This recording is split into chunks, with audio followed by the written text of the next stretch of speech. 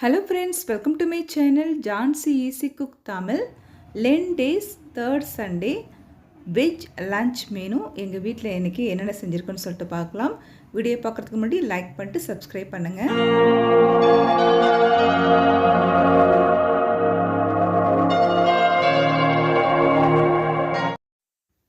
வீட் நூடுல்ஸ். இந்த நூடுல்ஸில் நிறைய வெஜிடபிள்ஸ் ஆட் பண்ணியிருக்கேன். சப்பாத்திக்கு சைட் டிஷ்ஷாக மஷ்ரூம் தொக்கு, முளைக்கட்டிய கருப்பு கொண்டைக்கடலை சப்ஜி.